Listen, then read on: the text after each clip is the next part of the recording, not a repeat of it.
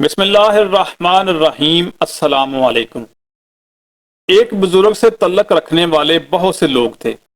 वक्त के बादशाह को पता चला तो उसने सोचा कि इनके मरीदैन ज्यादा होते चले जा रहे हैं, कहीं मेरे लिए ये खतरा ही साबित ना हो।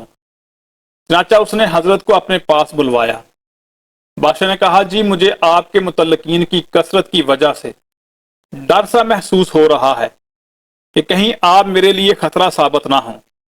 उन्होंने फरमाया, जनाब आपको परेशान होने की जरूरत नहीं, ये भीड़ जमा है, मरीदैन थोड़े हैं। बादशाह कहने लगा, नहीं, मैंने तो सुना है कि आपके चाहने वाले लाखों में हैं। उन्होंने फरमाया, नहीं, आपको रिपोर्ट गलत मिली है, हकीकत में ऐसा नहीं है। बादशाह ने कहा, नहीं, हम तो देखते हैं कि रोजाना सैकड़ों आदमी आपके पास आते जाते हैं। उन्होंने फरमाया, जनाब ऐसा नहीं है, मेरे तो इस दुनिया में कुल 1.5 मुरीद हैं। बादशाह ने हैरान होकर कहा, यह लाखों का मजमा और आप कहते हैं कि 1.5 मुरीद? उन्होंने कहा, जी हां। बादशाह ने कहा, मैं नहीं मानता। उन्होंने कहा, मैं आपको तरीका बता देता हूं चेक करने का। बादशाह ने कहा, ठीक है। चनाचा उन्होंने बादशाह को एक तरकीब बताई। फिर बादशाह ने तरकीब के मुताबिक ऐलान करवा दिया कि इनसे जितने तल्लक रखने वाले हैं वो सारे के सारे फलां जगह जमा हो जाएं। वहां लाखों की तादाद में लोग जमा हो गए। वहां पर बादशाह ने यह ऐलान किया कि इस शहर से एक ऐसी गलती हुई है जिसकी वजह से आज इसको कत्ल करना जरूरी हो गया है। हाँ, इसके बदले में अगर कोई अपनी जान पेश कर सकता है तो फिर हम इनको माफी देने के बारे में सोच सकते हैं। अब कौन हाथ खड़ा करे? वहीं से लोगों ने वापस जाना शुरू कर दिया, बस थोड़े से रह गए। बादशाह ने फिर कहा कि है कोई जो अपने आप को इनकी जगह पर पेश करे। यह सुनकर एक मर्द आगे बढ़ा और उसने कहा, जी हां, आप बेशक मुझे कत्ल कर दें और मेरे शेख को छोड़ दें।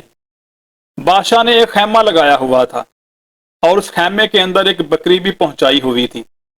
फिर वो मरीज जिसने कहा कि आप मुझे मेरे शेख की जगह पर कत्ल कर दें, उसको इस खैमे में पहुंचा दिया गया और इस बंदे की बजाय उस बकरी को वहां पर ज़िबा कर दिया गया।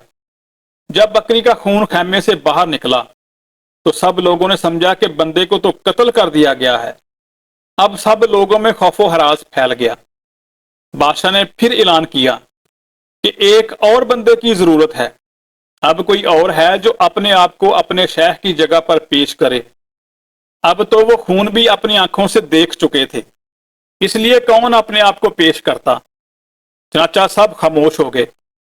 जब बार बार पूछा गया तो एक औरत ने कहा, जी हां, मैं भी अपने शेख के बदले में अपनी जान पेश करती हूं, मुझे कत्ल कर दो और मेरे शेख को छोड़ दो। इसके बाद किसी ने हाथ खड़ा ना किया। अकीदत व मोहब्बत चनाचा।